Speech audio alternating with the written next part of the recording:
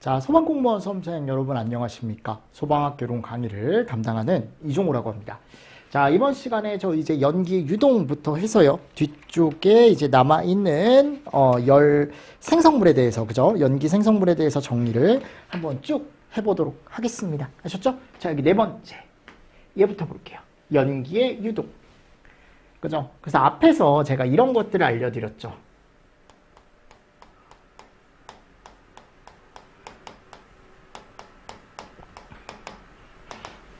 맞나요? 그럼 여기에서 이제 연기가 과연 어떻게 이동을 할 거냐?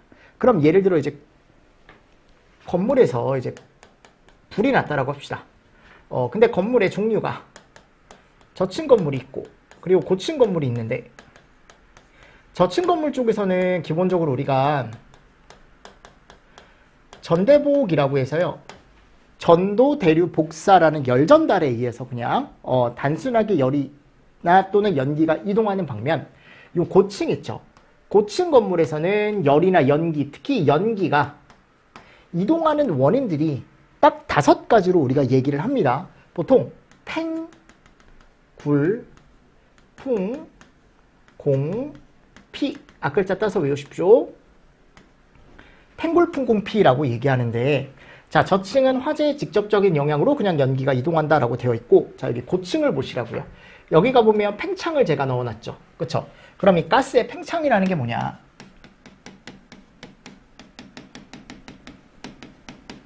자, 기본적으로 가스는 기체죠. 그죠? 기체는 온도가 오르면, 자, 얘네들이 이렇게 모여 있다가 뜨거우니까 어떻게 될까요? 얘네들이 바깥쪽으로 튀어나가거든요. 즉, 얘네들의 최적이 처음보다 어떻게 되더라? 똑같은 양의 최적이 늘어나더라. 즉, 온도가 올라가면 최적이 올라가요. 아셨죠? 얘를 우리가 부피 팽창이라고 얘기하는 거고, 됐나요? 그럼 이렇게 부피가 팽창해서 최적이 커졌다라고 하면은 우리가 이제 에드벌룬이나 또는 이제 뭐 생각하시면 되냐면 풍선 생각하시면 되거든요. 약간 어디로 뜰 수 있다? 이제 위쪽으로 뜰 수 있다. 맞습니까? 그래서 뭐가 생긴다라고 얘기하냐면 부력이 생긴다라고 얘기해요. 즉, 뜨거운 연기는 어디로 간다? 위로 간다. 요게 기본이에요. 자, 그래서 무슨 역이요? 부력. 우리 공중부양한다라고 얘기하잖아요. 이렇게 해가지고 이제 수련할 때 막 여기 떠있고 막 사람들 그러잖아. 그치? 근데 말도 안 되는 거거든. 왜냐면 뭐가 있기 때문에 이제 중력이라는 게 존재하기 때문에. 부력은 어디서만 존재합니까? 이게 원래는 일반적으로는 물 안에서, 그죠? 사람이 뜨려면 물 안쪽에서 이제 뜰 수 있죠. 근데 지금 기체는 그렇지 않다라는 거야. 기체는 주변에 그냥 대기 중이더라도 온도만 올라가면 그냥 위쪽으로 어떻게 된다? 붕 하고 뜨더라. 맞죠? 그러면 가스의 온도가 오르면 오를수록 팽창은 더더욱 빨리 될 거고 부력은 더 많이 생기겠죠. 그러면서 위쪽으로 더 빠르게 올라가는 거야. 연기가. 그런 것들이 영향을 줄 수밖에 없다라는 거죠. 그죠? 자, 그래서 온도가 올라가면 부피가 올라간다. 그리고 여기 제가 이것도 표현해 놨죠. 밀도. 요 밀도가 무게라고 생각하시면 돼요. 그래서 밑에 가보면 제가 공기 밀도 구하는 공식에 얘가 밀도거든요. 밀도. 자, 밀도와 얘와의 관계. 온도. 온도가 올라가면 밀도는 어떻게 된다? 떨어진다. 즉, 온도가 올라가면 제가 위로 올라간다 그랬죠? 그럼 위로 올라가려고 하면은 가벼운 게 좋을까요? 무거운 게 좋을까요? 가벼운 게 좋죠. 그죠? 가벼운 게 더 위로 둥실하고 뜨겠죠. 그 얘기입니다. 그래서 그런 것들 한번 잘 보시고요. 자, 근데 그 다음, 이제 굴뚝 효과가 나오는데, 이게 진짜 상당히 중요한 거지, 상당히. 여기다 적을까요? 굴뚝. 굴뚝이라는 게 예전에 이제 이런 집 같은 데 가보면, 초가집, 옛날에 할머니 집 가보면, 여기 아궁이가 있고, 여러분들, 여기서 막 요리를 하잖아요. 뚝딱뚝딱뚝딱, 그쵸? 그럼 여기에 뭐가 달려있어요? 굴뚝이 달려있어서, 여기에서 나온 연기, 피운 연기, 다 어디로 올라가요? 위쪽으로. 이런 수직 공간. 얘가 따로 있었잖아.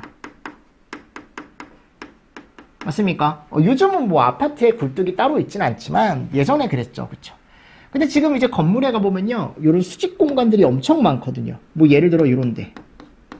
엘리베이터. 엘리베이터 왔다 갔다 하는 것도 다 수직 공간이고요. 그리고 요런데. 다 수직 공간이죠. 그럼 만일 불이 났을 때 그 불에서 발생한 연기가 이 수직 공간을 타고 어디로? 위쪽으로 쭉쭉쭉쭉 하고 올라가는 현상이 뭐냐면 굴뚝 효과. 맞습니까? 그래서 이 굴뚝 효과가 실제 굴뚝을 얘기하는 게 아니고 이런 수직 공간을 얘기한다. 그럼 이 수직 공간을 타고 뭐가 올라가는 거예요? 연기 또는 뜨거운 열기가 위쪽으로 쭉쭉쭉쭉 가속을 받아서 올라가는 현상을 우리 뭐라고 한다? 굴뚝 효과 또는 영어로 스택 이펙트. 이 스택이 굴뚝이란 뜻이에요. 아셨죠? 네. 자, 그리고 풍압. 풍압도 영향을 주겠죠. 요거는 내가 건물이 이렇게 있는데 불이 났대요. 예를 들어 실내인데 막 연기가 나는데 여기가 고층인데 창문이 열려 있었대요.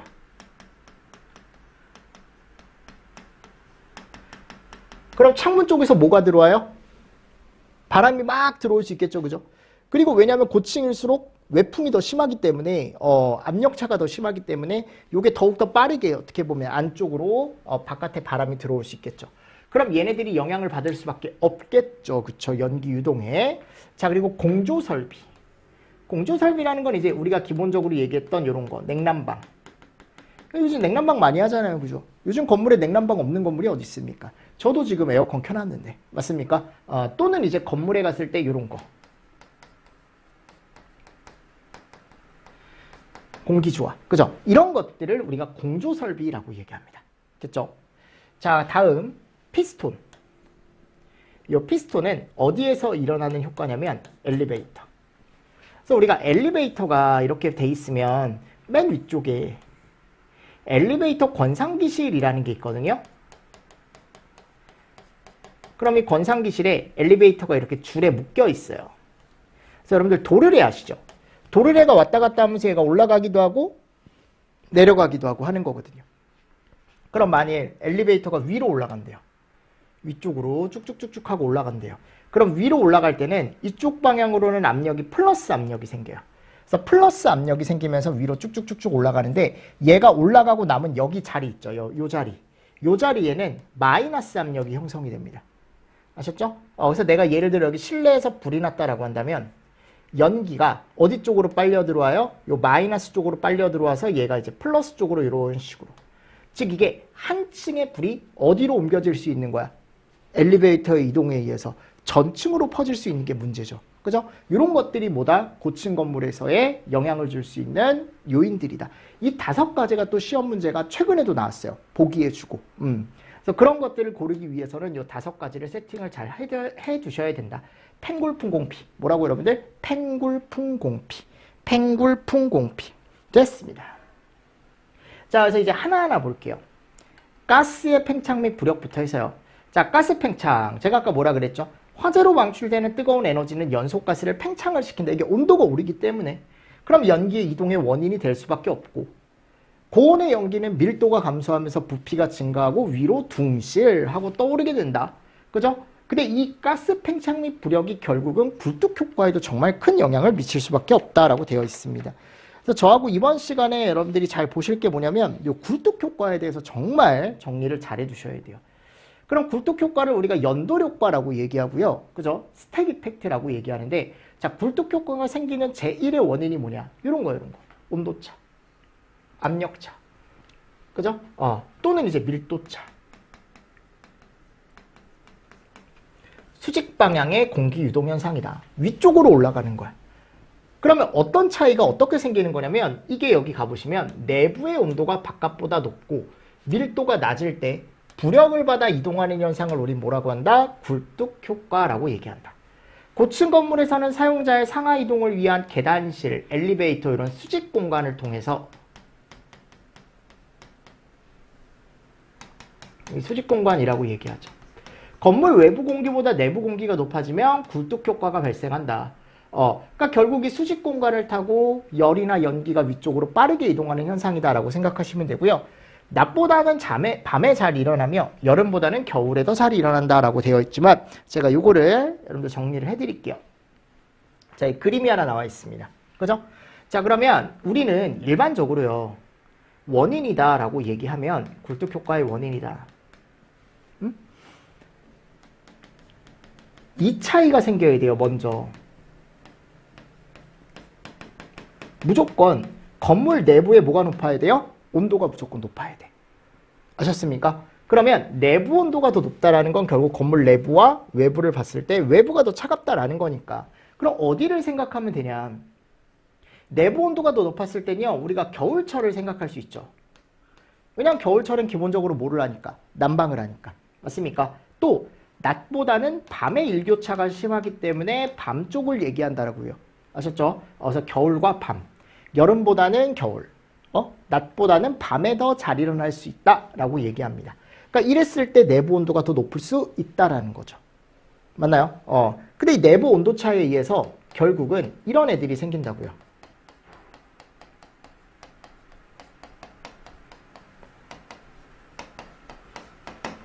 됐습니까? 자, 근데 제가 방금 겨울이나 밤이라고 했지만 우리가 뭐 하는 사람들입니까? 여러분들 뭐 하는 사람들이야? 소방 공부하는 사람들이잖아요. 소방 공무원이 될 사람들이잖아요. 그럼 소방 입장에서 한번 생각을 해보자라는 거지. 내가 소방인이니까. 내가 소방인이니까. 그러니까 결국은 내부의 온도가 외부 온도보다 높아지는 경우 가장 대표적인 경우가 언제다? 뭐가 났을 때? 그래. 뭐가 났을 때? 화재 시. 그러면 무조건 내부 온도가 높겠죠. 맞지 않습니까? 내부 온도가 더 뜨겁게 올라가야 화재가 났다, 내부에. 외부보다는. 이렇게 알 수 있는 거 아니에요.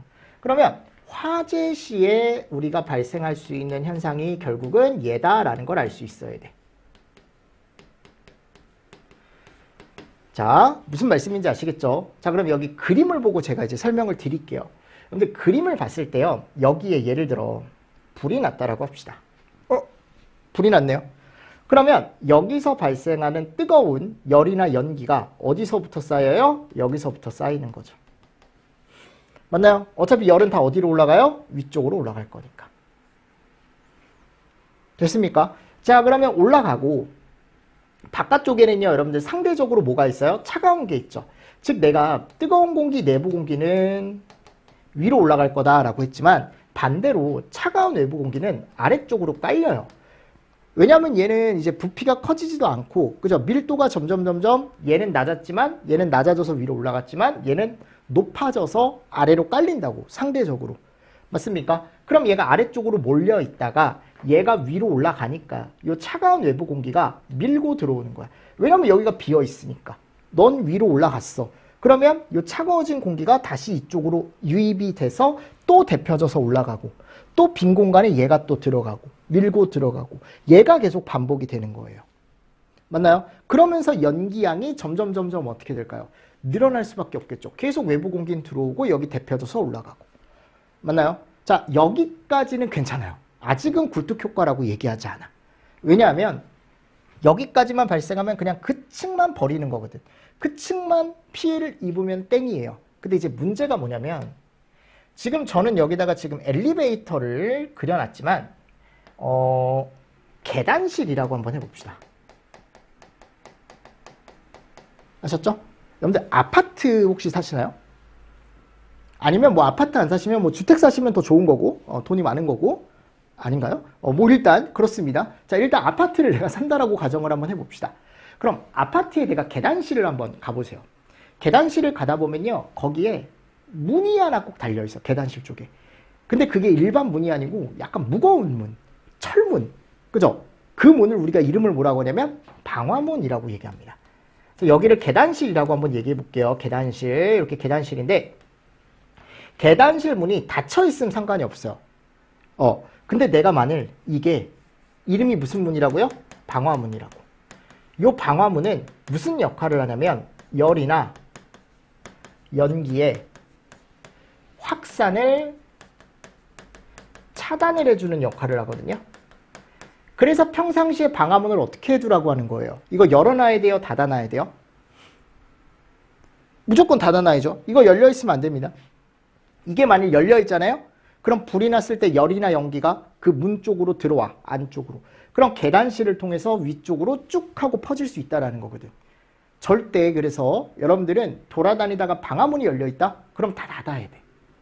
됐습니까? 그래서 계단실 문도 그런 역할을 하는 거예요. 그러니까 결국은 얘가 어떤 상황이 언제 발생할지 모르니까 항상 폐쇄가 맞는 거죠. 또는 열려있는 건물 같은 경우는요, 그런 게 설치되어 있는 곳이 있어요. 불이 나면 방화문이 저절로 닫히는 곳도 있어요. 그러니까 그런 곳은 열어놔도 되죠. 불이 나면 닫아줄 거니까. 맞죠? 근데 그렇지 않은 경우는 다 닫아놔야 돼요.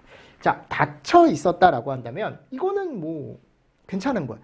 이쪽은 어쩔 수 없고 요 층은 어쩔 수 없고 그죠? 자 근데 만일 여기가 열려있다라고 생각을 한번 해봅시다. 그럼 아까 저기 데펴져 있던 연기가 어디로 들어와요? 이쪽으로 들어오죠. 들어왔는데 여기가 지금 수직 공간이 되는 거거든요. 자 수직 공간을 타고 어디로 올라갑니까? 위쪽으로 쭉쭉쭉쭉 올라가죠. 맞죠 여러분들? 왜냐면 뜨거운 공기 위로 간다라고 했으니까. 그리고 온도가 더더욱 올라가게 되면 더더욱 빠르게 위쪽으로 올라갈 거예요. 자 이게 무슨 현상입니까? 굴뚝 효과. 그럼 이때 문제가 생기는 게 뭐냐면 사람들은요 불이 나면 피난할 수 있는 공간이 대표적인 곳이 어디예요? 계단실이죠. 그럼 계단실 안으로 열이나 연기가 들어오면 될까요? 안 될까요? 안 되는 거지 당연히. 맞습니까? 그러니까 이런 것들이 위험해지는 거야. 그리고 또 아니 저층뿐만이 아니고 요 수직 공간뿐만이 아니고 여기 방화문이 또 열려있다? 그러면 요 연기가 올라와서 이쪽으로도 들어갈 수 있겠죠. 또 들어갈 수 있겠죠. 들어갈 수 있겠죠. 들어갈 수 있겠죠. 즉 굴뚝 효과의 문제는 뭐냐면 방화구획이 되어 있다고 하더라도 그 방화구획이 깨져버린다면 즉 방화문이 열려있다면 전층으로 뭐가 퍼질 수 있다? 열이나 연기가 퍼지는데 그게 수직으로 이동하는 속도가 어마어마하게 빨라지기 때문에 전층으로 순식간에 열이나 연기가 퍼질 수 있다는 것 때문에 굴뚝 효과가 위험한 거라고요. 아셨습니까? 예, 무슨 말씀인지. 그래서 제가 앞에서 자 하나 물어보자. 근데 계단 실내에서 연기 속도가 어떻다 그랬죠? 몇에서 몇이라 그랬죠? 한 3에서 5 제일 빨랐죠. 1, 3, 5. 5가 제일 빨랐잖아. 그러니까 그처럼 어떻다? 빠르다. 즉 한 번 연기가 퍼지면 계단 실내에서는 더더욱 빠르게 위쪽으로 올라간다. 그러니까 결국은 얘가 무슨 역할을 한 거야? 굴뚝 역할을 한 거죠. 맞죠 여러분들? 그러니까 위험하다라는 겁니다 결국은. 또는 여기가 이제 엘리베이터, 권상기실도 우리가 이제 보통 얘기했을 때 이런 수직 공간이니까. 맞죠? 계단실도 이런 수직 공간이니까. 빠르게 위쪽으로 퍼져나갈 수 있다라는 거. 얘를 우리가 요 계단 수직 공간이 굴뚝 역할을 했다라고 해서 무슨 효과? 굴뚝 효과, 스택 이펙트라고 얘기한다고요. 됐죠 여러분들? 이런 것들 잘 보시면 될 것 같습니다. 그러니까 실제 굴뚝이 있다라는 게 아니고 굴뚝 같은 역할을 하는 수직 공간을 통해서 열이나 연기가 전층으로 퍼지는 현상을 얘기하더라. 됐나요? 그래서 여러분들 이런 경우 있지 않나요? 이게 기본적으로 여러분들 불이 나지 않았어도 건물 내부와 건물 외부 사이에는 뭐가 존재하냐면 온도차와 압력차가 존재해요. 그러니까 우리가 이제 백화점 같은 데 가면은 그 현관 로비문 있잖아요. 그거를 내가 열고 들어갈 때 또는 열면서 나올 때 잘 안 열리는 느낌을 받은 적이 있을 거야. 있다고 해야 돼. 그래야 수업 진행이 되니까. 여러분들 있어야 돼요. 이게. 잘 안 열리네? 잘 안 열리네? 이런 경우가 있단 말이에요. 아니면 지금 가보세요. 백화점 1층에 그 큰 문. 그죠? 그게 이제 결국은 뭐가 생긴다라는 거냐면 평상시에도 내부의 압력차 또는 그 안쪽의 공기와 바깥쪽의 공기의 어떤 밀도차 이런 것들이 생긴다라는 거거든요. 근데 그런 것들이 생기는데 평상시에도 불이 나면 그게 더 크게 생긴다라는 거예요. 결국은. 그래서 내부의 온도차, 밀도차, 압력차에 의해 수직으로 이동하는 현상을 우린 뭐라고 한다? 굴뚝 효과라고 얘기한다.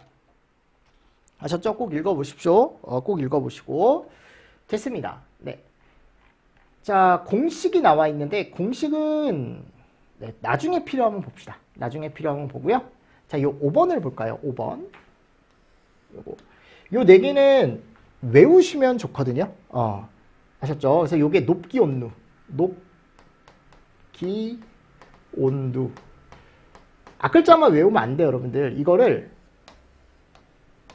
공부를 하고 떠올릴 때 무슨 말씀인지 아시죠? 왜냐하면 이것만 외워두면 나중에 시험장 갔을 때 이거밖에 기억 안 나요. 높기 온도밖에 기억 안 난다고.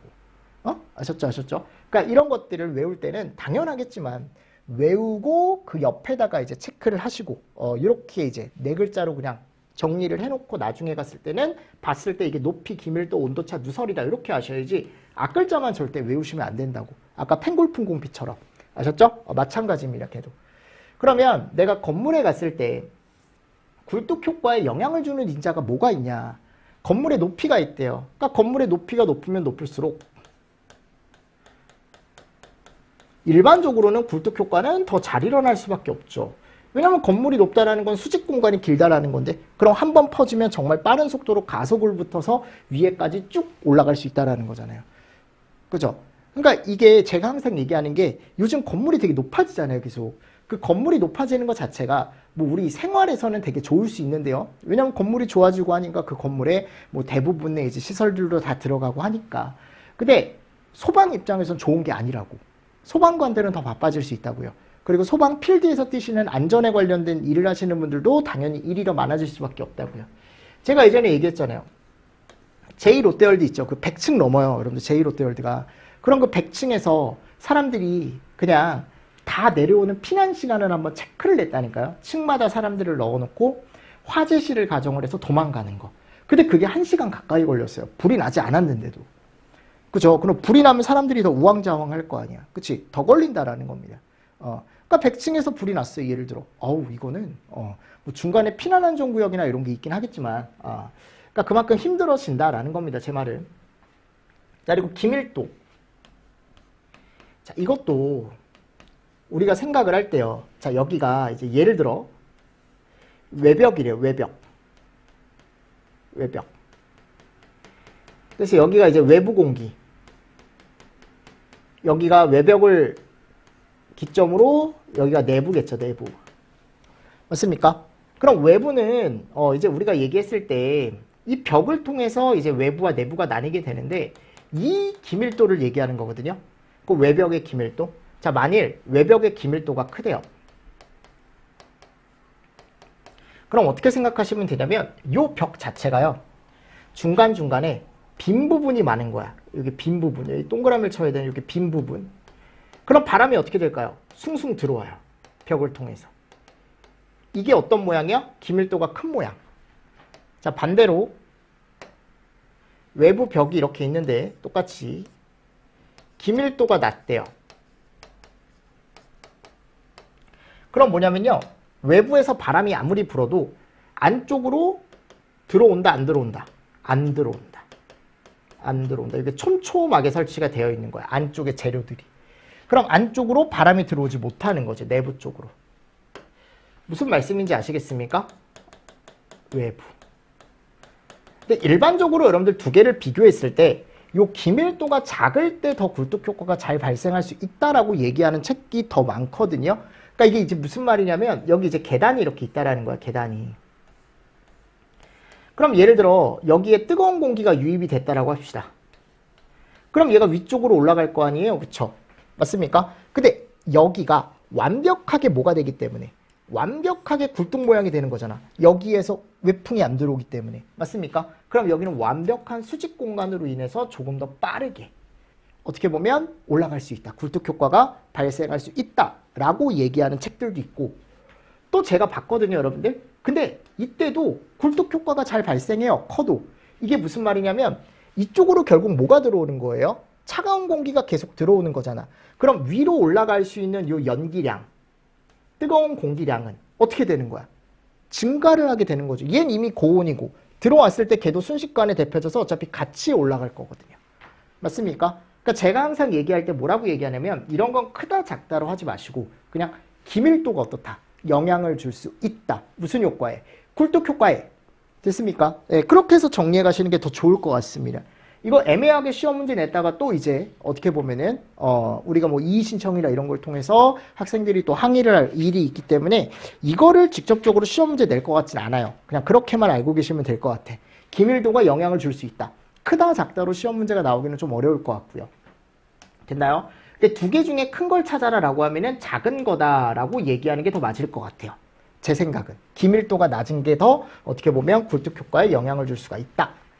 자, 그리고 디귿번. 이거 온도차죠. 온도차. 온도차는 크면 클수록 어떻다? 더 빠르게 올라가겠죠. 내외부의 온도와 외부의 온도차가 크게 차이가 나면 더더욱 빠르게 연기가 위쪽으로 올라갈 수 있다. 그리고 네 번째. 그리고 누설. 이것도 많으면 많을수록. 즉 층과 층이 있는데 1층과 2층이 있는데 1층과 2층 사이에 뭔가 이제 뚫려있는 공간이 많은 거죠. 실제로 이렇게 연결이 되어 있거든요. 왜냐하면 1층과 2층 사이에 전선도 서로 연결이 돼야 되는 경우도 있고 배관이 서로 연결되어야 되는 경우도 있기 때문에 그 뚫린 공간을 타고도 연기가 위로 올라갈 수 있겠죠. 그럼 더더욱 심해지겠죠. 얘가 클수록. 됐죠? 그래서 우리가 높기온누 높기 온도 이런 것들이 뭐를 주더라? 영향을 주더라. 영향을 주더라. 됐죠, 여러분들? 요거 뭐 잘 안 붙으면 여러분들 좀 이렇게 바꿔서도 외워주셔도 돼요. 그러니까 순서를 좀 바꿔서 외워주셔도 된다. 자, 그리고 굴뚝 효과로 인한 문제점이 그럼 뭐냐? 출입문과 엘리베이터의 문제점, 특히 요거. 제가 아까 그랬잖아요. 외부 출입문 여는 게 좀 힘들다고.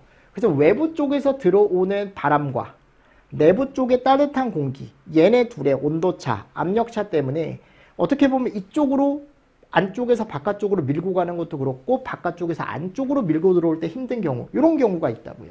그리고 이런 걸 통해서 엘리베이터 문도 잘 안 열리기도 하고 그런데요. 내부와 외부의 온도차 때문에 또는 압력차 때문에 또는 엘리베이터가 흔들리기도 하는데 요거 보십시오. 요거 화재 발생 시는 어떤 문제점, 이게 중요한 거 아닙니까? 우리 입장에선 연기와 화염이 수직 계구 부인, 계단이나 엘리베이터 샤프트, 공조 덕트 등을 통해 전층으로 확대가 된다. 이게 위험한 거죠. 어떻게 보면 연기와 화염이 건물에 전체적으로 퍼질 수 있다라는 게, 그죠? 그리고 재현설비라는 시스템을 적용하기가 어려워진대요. 그리고 방화구역 자체가 의미가 없어진다라고 되어 있습니다. 됐습니까? 네, 이런 것들을 잘 보시고요. 이런 것들 잘 보셔야 됩니다. 자, 그리고 나서 이제 역굴뚝이라는 게 나오는데 보세요. 굴뚝 효과는 뭐냐면요. 다시 정리하면 우리가 건물이 이렇게 있는 거예요. 이렇게 있는데 외부에 차가운 공기, 그러니까 어떻게 생각하시면 되냐면요. 여러분들 바깥 공기니까 이거는 깨끗한 공기라고 생각하시면 되겠죠. 내부 공기는 뜨거운 공기죠. 즉 이미 화재에 의해 오염이 된 연기 쪽, 가스 쪽이다라고 생각하시면 되겠죠. 맞죠? 그럼 이 내부의 뜨거운 공기는 위로 올라간다고요. 이렇게 위로. 자, 근데 외부의 차가운 공기, 깨끗한 공기는 안쪽으로 계속 들어오려고 한다 그랬죠. 그럼 얘가 이제 수직 공간을 타고 위쪽으로 쭉쭉 올라가서 결국은 이런 식으로 나가게 되는, 얘가 무슨 효과? 굴뚝 효과. 근데 얘는 내부 온도가 더 높아야 되는 거예요. 아셨죠? 자, 근데 이게 반대로 되는 경우가 있대요. 예를 들어 여기가 내부고 여기가 어디래요? 외부래요. 외부. 그죠? 반대로 되는 경우는 결국은 이제 여름철 같은데, 그럼 여름철 같은 데는 바깥쪽이 고온이고 아래쪽이 저온이죠. 안쪽이 에어컨에 의해서. 그럼 에어컨에 의해서 여기는 공기가 어때요? 온도가 저온이니까 아래쪽으로 깔아앉는다고. 그럼 여기는 상대적으로 뜨거우니까 위쪽으로 떠 있겠죠. 떠 있다가 얘가 가라앉았으니까 여기가 벼으니까 이제 공기가 이렇게 들어오는 거야. 해서 차가워져서 다시 내려가고 얘는 다시 이런 식으로 내려가는 거죠. 즉 굴뚝 효과는 흐름이 이렇게 되는 거고, 자, 지금 나오는 역굴뚝은 이거예요. 들어와서 아래쪽으로 나가는. 맞습니까? 그러니까 결국 이것도 온도차와 압력차와 밀도차 때문에 만들어지는 현상인데 반대인 거죠. 굴뚝이랑. 굴뚝은 내부 온도가 더 높아야 되는 거고, 맞습니까? 역굴뚝은 외부 온도가 더 높아야 되는 거고. 근데 소방에서는 화재 시를 많이 가정을 하기 때문에 화재 시에 보통은 내부 공기 압력이 어떻게 돼요? 내부 공기 온도가 어떻게 돼요? 높아지잖아요. 그죠? 그래서 굴뚝 효과를 많이 얘기하는 거고, 역굴뚝도 나올 수는 있죠. 나올 수는 있지만 정의 정도 그냥 반대로 생각을 하고 넘어가 주시면 된다라는 거. 됐습니까? 자, 다음 외부 풍압의 영향. 자, 아까 내가 얘기했던 고층 건물에서 외부 풍압이 영향을 미칠 수 있다라는 게, 바람이 많이 불다 보니까 올라가면 올라갈수록 대기권이 불안정해지다 보니까 바람도 많이 불거든요. 그럼 바람에 의한 풍압은 빌딩 내부의 공기 누출과 공기동을 일으키기도 한다. 화재 시 창문이 파손되죠. 또는 이제 개방되어 있는 창문이 있을 수도 있고, 그럼 그쪽에서 풍이 들어왔을 때, 바람이 들어왔을 때 안쪽에서 발생한 연기가 그거에 의한 영향을 받을 수밖에 없다라는 거죠. 제 말은. 그죠? 자, 그리고 공조 설비, 난방, 환기, 공기조화. 맞습니까? 요런 애들, 이런 애들이 또 영향을 미칠 수밖에 없다. 그리고 엘리베이터에 의한 피스톤, 내용을 한번 읽어보시고요. 그래서 이런 타이틀 정도, 풍압, 공조, 피스톤. 아까 제가 팽굴풍공피라고 설명드렸던 내용이 여기 들어가 있는 거죠. 됐습니까? 자, 요게 이제 나와 있고요. 자, 우리 이제 5번째 가볼까요? 다섯 번째 가보면 뭐가 나오냐면요. 이제 중성대가 나와요. 중성대가 시험 문제가 또 잘 나오죠. 그러면 중성대는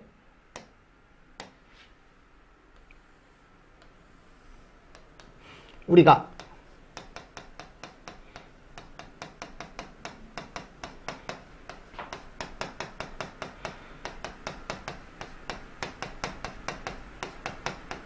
이렇게 얘기합니다. 그러니까 내부 공기의 압력과 외부 공기의 압이 같아지는 지점. 즉 내부 공기라는 건 연기와 가스를 얘기하는 거겠죠. 외부 공기는 바깥쪽에서 들어오는 거니까 이제 신선한 공기를 얘기하는 거고. 그러니까 우리가 겨울철이라고 하면요. 이 중성대가 어떻게 나타나냐면 겨울철이에요. 스택 이펙트. 굴뚝 효과죠.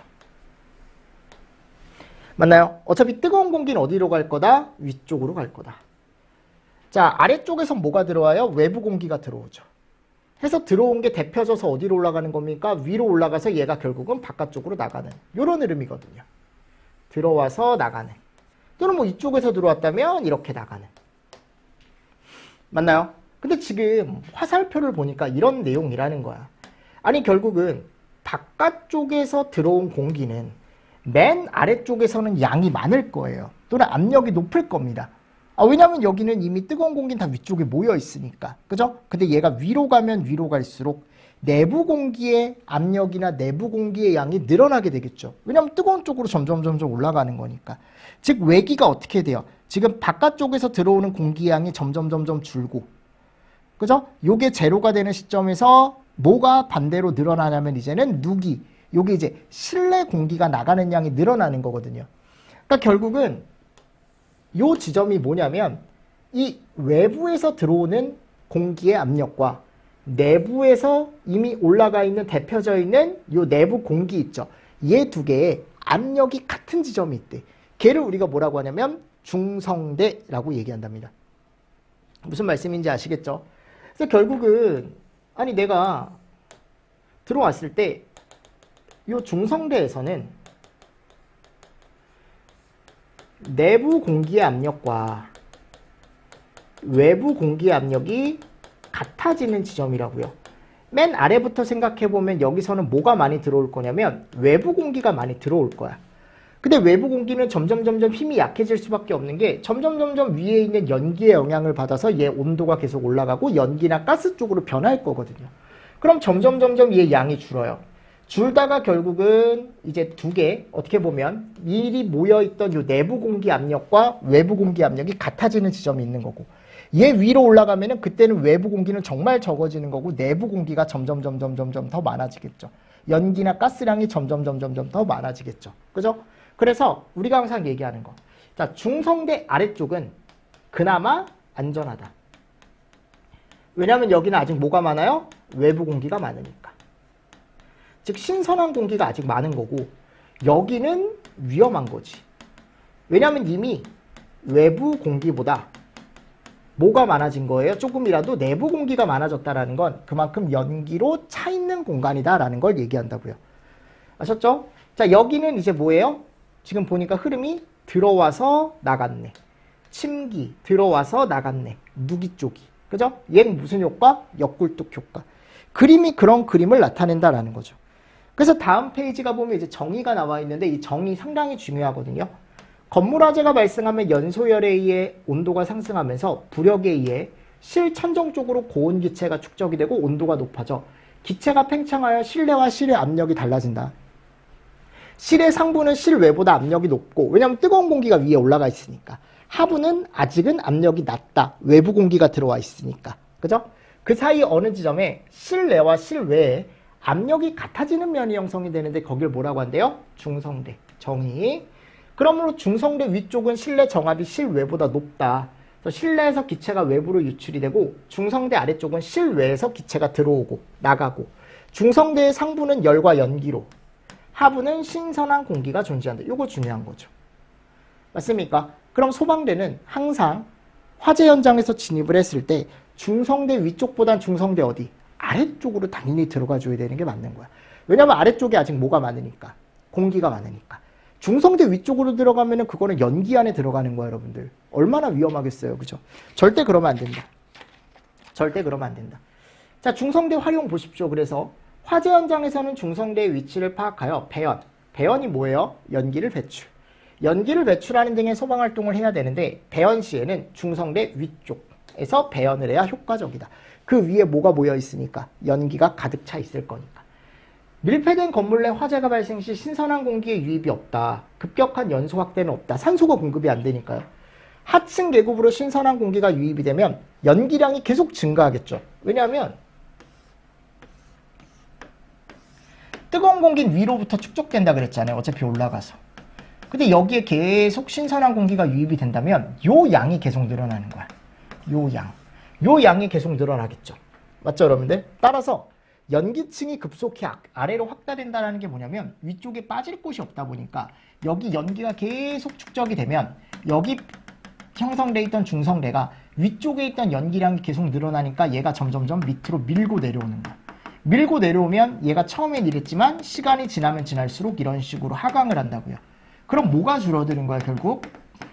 얘가 줄어드는 거죠. 공기층. 위험한 거죠. 그래서 중성대가 아래로 내려오면 내려올수록 결국 연기가 확대가 되고 연소열이 확대가 돼서 가스가 많이 차 있다, 연기가 많이 차 있다라는 걸 의미한다고요. 밀폐된 건물 내 상층 계구부를 개방한다면 연소는 확대되지만 발생한 연기는 빠른 속도로 상승하여 외부로 배출이 된다. 중성대 경계선은 위로 올라가고 하부의 면적이 증가하면서 소방대원과 건물 내 대피자들의 활동 공간과 시야가 확보되어 신속히 대피가 가능하다. 그러니까 즉 이게 무슨 말이냐면 아니 지금 밀폐가 돼 있기 때문에 여기 연기가 계속 축적이 되는 거거든요. 그럼 얼른 가서 요걸 깨주라는 거야. 상층의 계구부. 그러면 산소가 유입이 돼서 당연히 화염은 더 커질 수 있어요. 연소는 더 커질 수 있습니다. 대신에 좋은 게 뭐냐? 연기가 빠져나간다고요. 여기 축적돼 있던 게. 그럼 여기 내려와 있던 게 어떻게 된대요? 올라갈 수 있대요. 그러니까 이런 것도 하나의 방법이 되는 거죠. 어떻게 보면 소방관이 할 수 있는.